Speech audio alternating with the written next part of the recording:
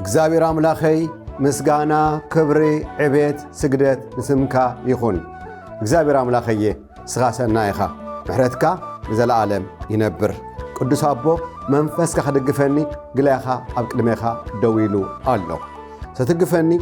ስትሕግዘኒ ኣቐዲመ መስግነካ በትፈት ወድኻ ብስም ኢየሱስ ኣሜን። እዚዩ ወንጌል ሰላም መላእ ዓለም ኣገልግሎት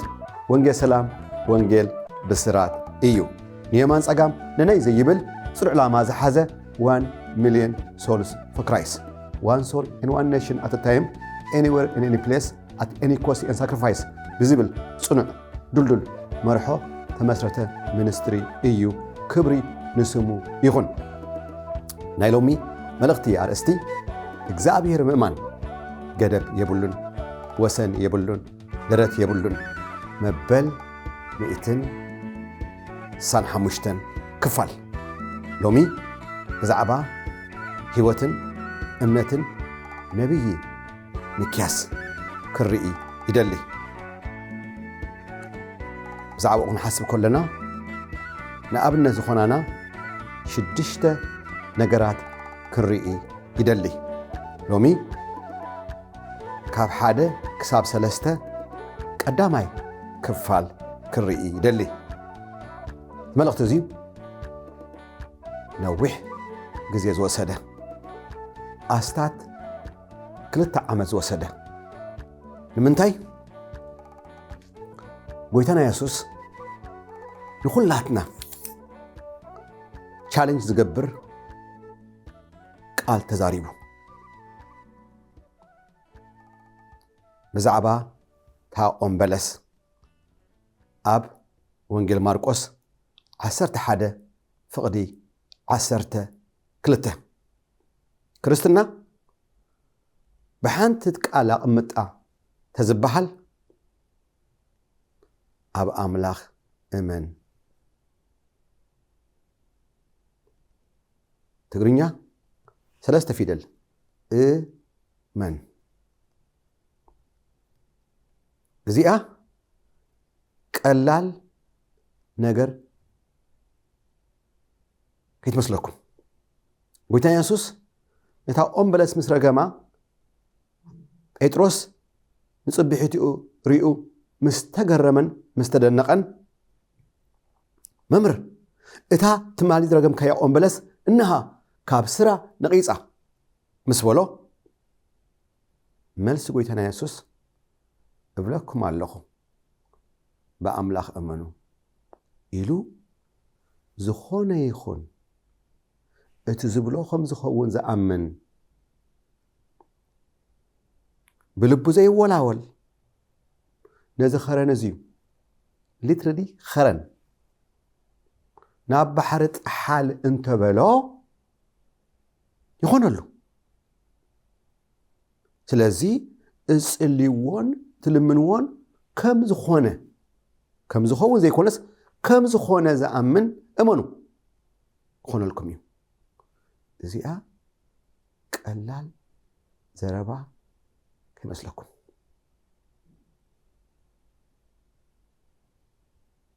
ነፍስ ወከፍ ሰብ ዘበለ እቲ ጎቦ ይፈላለ እዩ፣ ትኸረን ይፈላለ እዩ። ኣብ ቅድሜኻ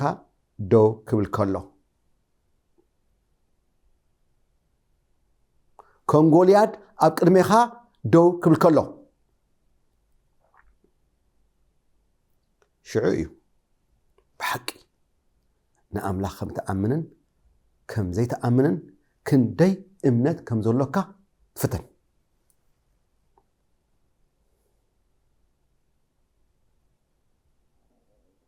ሓደ ግዜ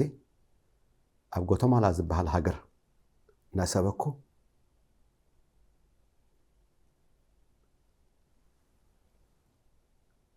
እቲ መጋቢ ናይታ ማሕበር ሰብኣይ ኣንተ ስውር እዩ ኣይርእን ኣነ ድማ ኣይፈለጥኩን ዳሕራይ ደው ኢሉ ሱት ተኸዲኑ ግን ክሰብክ ከለኹ ናብ ኣይጥምትን ዓይንት ኣለዎ ግን ኣይርእን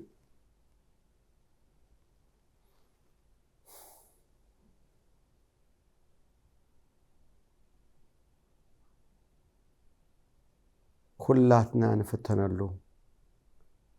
ደረጃ ፈተና ይፈላለ ግደውታት ይፈላለ ኣብ ኣምላኽ እምነት ይሓትት ዓይንት ሰብ እዙ ጋሕበል በላ ርአ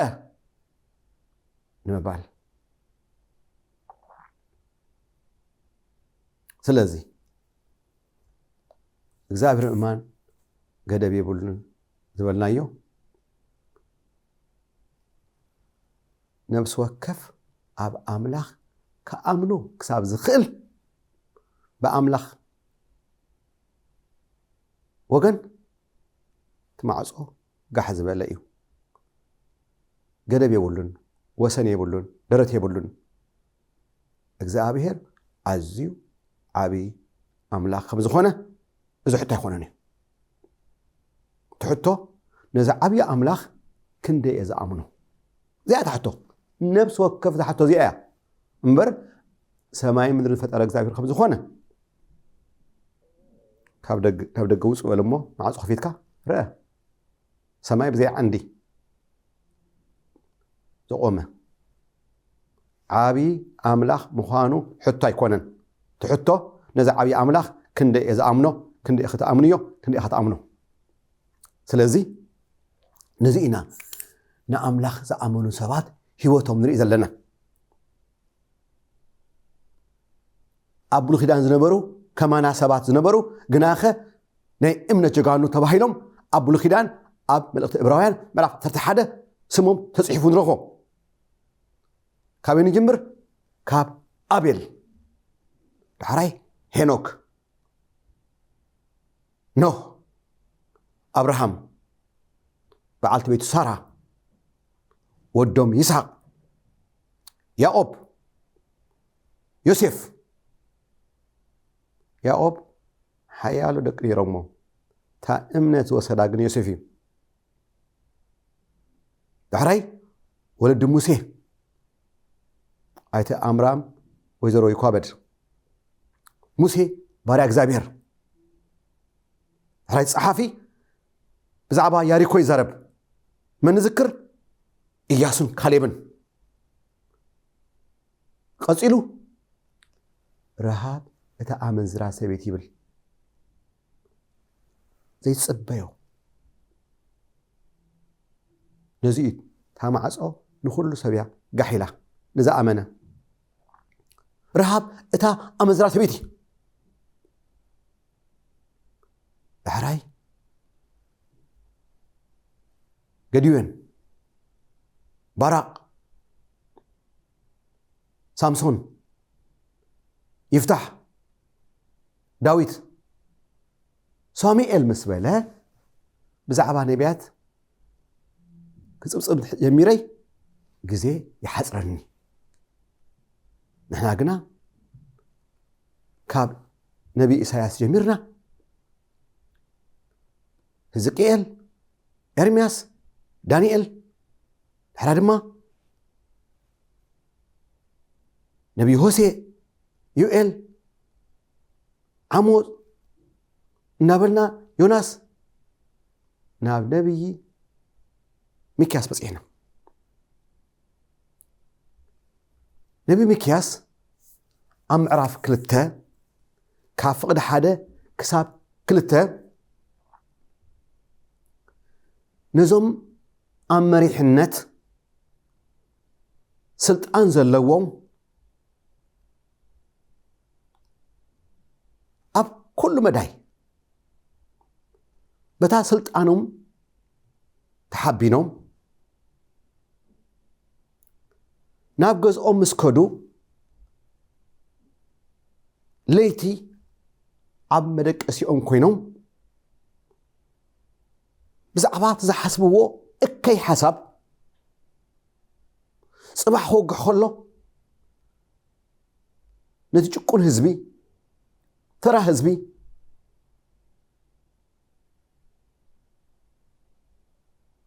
نخبدلو كاو نخبزبزو زحسبوه حسابات ملس اجزابير دما نعوم انتي كم زبل تقدميتي كري اندلي يدلي ابتخليت الماني معرف سلسته كاب حمشته شوعته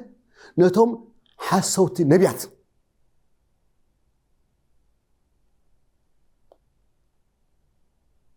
نبيات حسوت زقبرو قبر اكي ملس اجزابير كرئي يدلي إذا مسرعنا نبي وتنا نمس أمه انتي مقبار كمزولنا كرئي يدلي سلازي معرف كلته كاب حدا كساب كلته كمزي إلو صحف يجمر اتوم أبسا نمحزو عمدك أسيوم اكي زدالو ويلهم سلطان أب إيدهم سلازخونه ببرهان بوغحتا يقبروه أمريك أسيوم أب كندا تنبركي خومنا أملاخ زعوات معالتي سلام زنبروم نا أملاخ مملاخن ممسقانن أب كندو بزعوات صباح كفأ يمحزو تنقل يمحزو أبسا يمحزو اكله كستو خمس خلو خمسه قورئه زعبا ربحة فتوتي رأسهم نهاجر نهزبي قدي زي بلوم ملس اجزاء هير عفقد ثلاثة اجزاء هير كمزي يبل الله نزوم كمز قبرو قبرس ألماس قورو سلطان أب إيدهم سلزلو كفو زمن إبل إنه كساركم زي تدعللو تعبيكم زي تخدلو حسب نزو ولا رزي نزو خمزة ولا رو كم حزو اللي إيه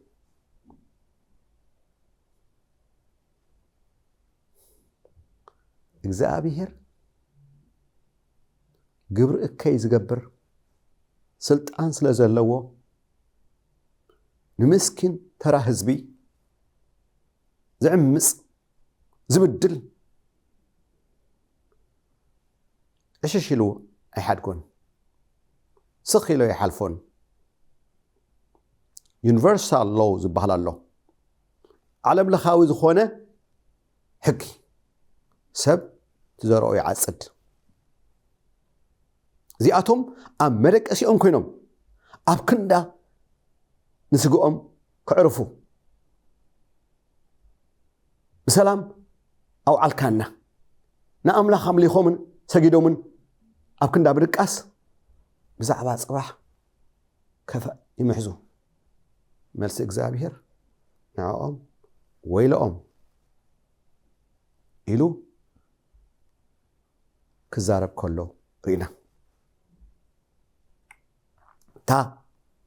سالسيتي أم عرب سلسته كافقري حموشته كساب شوعته بزعبا حسوت النبيات نبيات حسوت كم زيبل بس نانوم زينخصو سلام زوجو زي ترجم يدلي بس نانوم زنخصو ዝብላዕ ምግቢ ዝናይ ግሪክ ብክልተ እዩ ዝኸፍሎ ዝብላዕ ንኸብዶም ረብሓ ጥቕሚ ክወሃቦም ከሎ ሰላም ይውጅሉ ነገስታት እዚ ኣብ መላእ ዓለም ዝኸውን ቀደም ዝነበረ ለውን ዘሎ ክሳብ ኢየሱስ ክርስቶስ ዝመጽእ ዝህሉ ነዚ መጽሓፍ ቅዱስ ተጻሒፉ ዘሎ ሓድሽ ነገር የለን ኣብ ትሕቲ ሰማይ ኣብ ትሕቲ ፀሓይ ስለዚ በስናኖም ዝነኽሱ ይብሎም ንኸብዶም ዝኾነ ነገር ክወሃቦም ከሎ ዝብላዕ ስተ ምስ ረኸቡ ሰላም ይእውጁ ቀፂሉ ናብ ኣፎም ገለ ዘይውሃብ ሕርካ ዘይተዋሂቦም ውግእ ዘዳልውሉ ኩናት ይብሉ ይእውጁ ምክንያቱም ገለ ይተዋሃቡና ረብሓ ይረኸቡን ስለዚ እንታይ ይብሎም እግዚአብሔር ኣብ ክንዳ ረኣይሲ ለይቲ ጸልማት ክኾኖም እዩ ኣብ ክንደ ጥንቆላ ጸልማት ይኾኖም ፀሓይ ኣብ ልዕሊ ነቢያት ተዓርብ መዓልቲ ድማ ትጽልምቶም እቶም ረኣይ ዝርኡ ድማ ክንውር እዮም ጠንቆልቲ ከዓ ክሓንክዮም ካብ ኣምላኽ ምላሽ የልቦን ካብ ኣምላኽ ምንም ረኣይ ይረኽቡ ከምዞም ጠንቆልቲ ግብፂ ብግዜ ነቢ ሙሴ ቁሩ ጀመሩ ከስሕቱ ልቢ ፈርዖን ክሳብ ዝድንድን ኣሃ ጠንቆልቲ እውን ይገብሩ ኣለዉ ሙሴ እውን ይገብር ኣሎ ሓደ እዮም ለውጢ የለን ምስ በለ ቁሩ ምስ ሰገሙ ኢድ ኣምላኽ ክብ እናበለት ዳሕራይ ክገብሩ ቶም ጠንቆልቲ ክገብሩ ስለ ዘይከኣሉ ከይዶም ንፈርዖን ስማዕ እዚኣ ኣጻብዕ ኣምላኽ እያ መጨረሻ እሳቶም እውን ቁስሊ ንቁስሊ ኮይኖም ቀትር እንዳሃለወ ህይወቶም ጸልመተት ግብሪ ጸልማት ነዊሕ መገዲ ኣይከይድን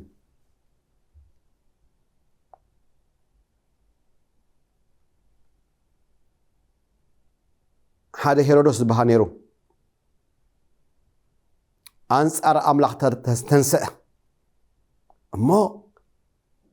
ንያዕቆብ ኣሰየፎ ኣብ ግብሪ ሐዋርያት ምዕራፍ 12 ዳሕራይ ነቶም ኣይሁድ ባህ ከም ዘበለ ምስ ረአየ መልሹ ጴጥሮስ ወሰዶሞ እሰሮ ንጽብሒትኡ ኣብ መደቀሲኡ ኮይኑ ጽባሕ ከውፅአን ጴጥሮስ ከሰይፎ ኮይኑ እዚ ምስ ሓሰበ ይብል ከውፅኦ ምስ ሓሰበ እግዚአብሔር ጎይታ ሰራዊት ነታ ቤት ማእሰርቲ መልአኽ ልኢኹ ምሰና ወፃ ጴጥሮስ ምሳና ገፎ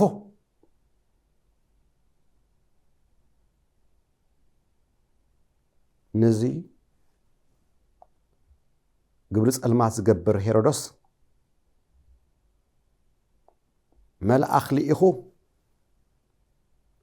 ስግኡ ሓሲኹ ክመውት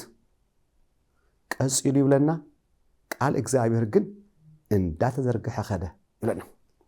መንግስቲ ኣምላኽ ግን እንዳገፍሐት ምናልባሽ ከመይ ንያዕቆብ ዘድሓኖ ክትብል ብክትብሊ ትኽእል ትኾኒ እግዚአብሔር ንያዕቆብ ክኸይድ ብግዜ ክመጽእ ተዘይፈቅድ ነይሩ ፀጉርና ፀጉር ኣመንቲ ሰዓብቲ ክርስቶስ ቁፅራት እየን ክሳብ ክንዲዚኡ እግዚአብሔር ኣምላኽ ቀረባ ዝኾነ ፈቂዱ ክመጽእ ደልይዎ ብግዚኡ ነዚኡ ዘዳግም 29 እቲ ስውር ዝኾነ ዘይተቐልዐ ንኣምላኽ እዩ እቲ ግሁድ ግን ንዓና እዩ ስለዚ እግዚአብሔር ጎይታ ሰራዊት ነዞም ሓሰውቲ ጠንቆልቲ ከመይ ኢሉ ከም ዘዋርዶም ፀሓይ ክትዓርቦም እያ ኢሉ ሕጂ ኣብ ዘመንና ብንጹህ ዝረአ ኣብ ሃገርና ዝረአ ሓሰውቲ ዝኾኑ ብረብሓ ዝመሓዳደሩ ክርስትና ረብሓ ዝገብርዋ ክርስትና ግን መንግስቲ እያ መንግስቲ ክርስቶስ ስለዚ ኣተሓወየ ሰምዕ ዘለኻ እዚ ሓያሎ መራሕቲ ዝርእይዎ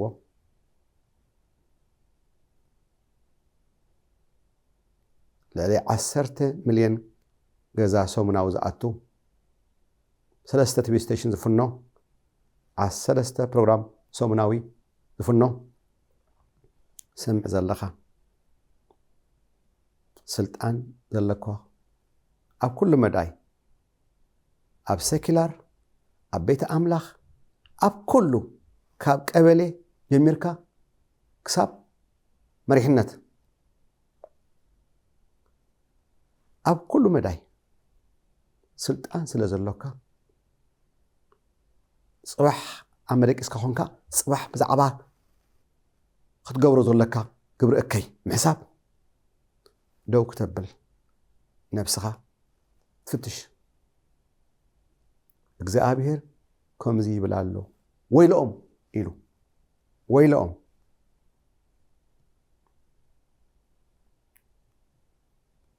ሕሰብ ከም ሕዘሎም እየ እግዚአብሔር አንጻርካ ኣይተስእ ኣይለዓል ስለዚ سمع الله حوية حفتي كبرى سمعتي ኢየሱስ ክርስቶስ ምሕረት ገብረልካ ይቕረብለልካ ነብስኻ ክትድሕን እዛ ሓፃር ጸሎት ምሳይ ክትጸልይ ይላቦ ብርክ ክበል እዳውካ ናብ ሰማይ ዘርግሕ ምሳይ ሓቢርካ ጸልይ ምሳይ ሓቢርክ ጸልይ ወኢየሱስ ኣብ ቅድሜኻ ንቐርብ ኣሎና ወኢየሱስ ምሕረት ገበረለይ ደንግጸለይ ይልምነካ ኣለኹ ብሓጢአተይን በደለይ ድማ ይእመን ወጎይታ ምሕረትካ ኣባይ ይዕዘዝ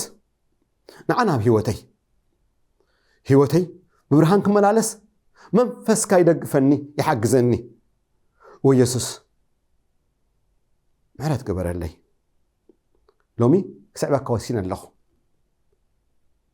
ወጎይታ حجزني دقفني سمع حويه صلي خادو صبو غيركا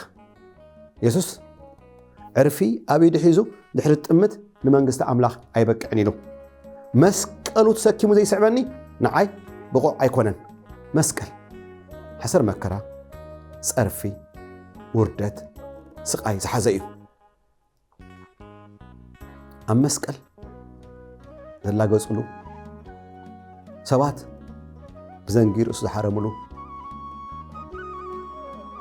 إذا كله نعين نعخاني جيروه بحراي مويتو تقبيرو دحري ثلاثة معالتي تنسيو بخبر دما نفس ما يعريقو كمون بخبري تملشو كمس إيو حقزي تودي آية أمج أرشا معرف ألونا تدول كدول ملخ الدماء كنفح سلازي أثر يسوس صعبه كريستنا ሃይማኖት ከይትመስለካ ከይትጋገ ክርስትና ኦርቶዶክስ ጴንጤ ከንሻ ካቶሊክ ከይትመስለካ ክርስትና መንግስቲ እያ ካብ መንግስቲ ክርስቶስ ግብረ ሐዋርያት ምዕራፍ 1 ፍቕዲ 3 ካብ ሙታን ምስ ተንስአ ነቶም ሐዋርያት ን40 መዓልቲ እንዳተገልጸሎም እንዳተረአዮም ብዛዕባ መንግስቲ ኣምላኽ እንዳመሃሮም ን40 መዓልቲ ሕያው ከም ዝኾነ ርእሱ ከም ዘረአዮ ርኢና ሐዋርያ ጳውሎስ እውን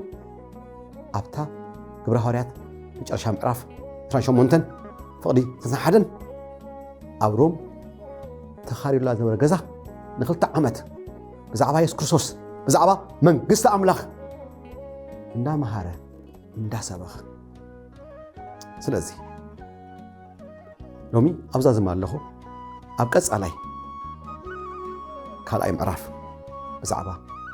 ሚክያስ ህይወቱን እምነቱን ክርኢና ሎሚ ኣብዛ ዝማለኹ ደሓንኩን ባባይ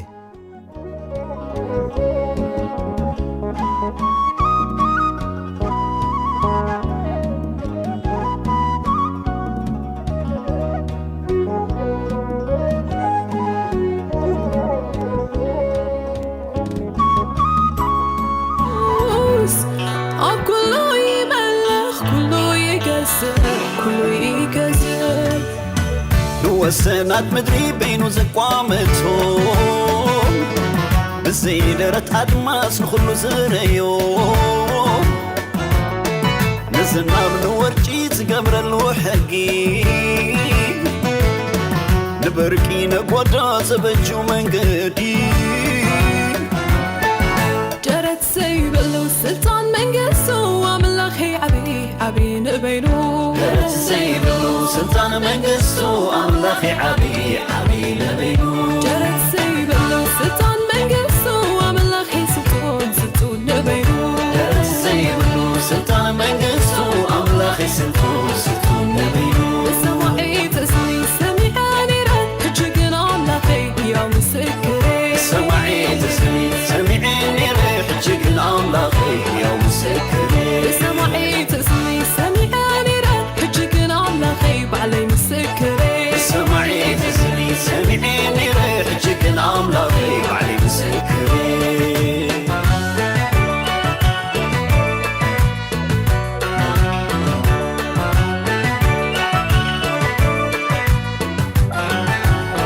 بسلو سلطانات عطحتي يقارو نقول زملخ عابي وحيلو عبس السما زبالة شمات سلطانه راسي هيوة يسوس عكله يملك جرت سيبلو سلطان منقستو أملاخي عبي نبيو جرت سيبلو سلطان منقسو وملاخي عبي نبيو جرت سيبلو سلطان منقستو أملاخي سلطون نبيو جرت سيبلو سلطان منقسو وملاخي سلطون نبيو سمعي تسمي سمعيني ريح جقل أملاخي يوم سكري سمعي تسمي سمعاني رد حجقنا أملاخي يا مسكري سمعي تسمي سمعيني ريح جقل أملاخي بعلي مسكري سمعي تسمي سمعاني رد حجقنا أملاخي بعلي مسكري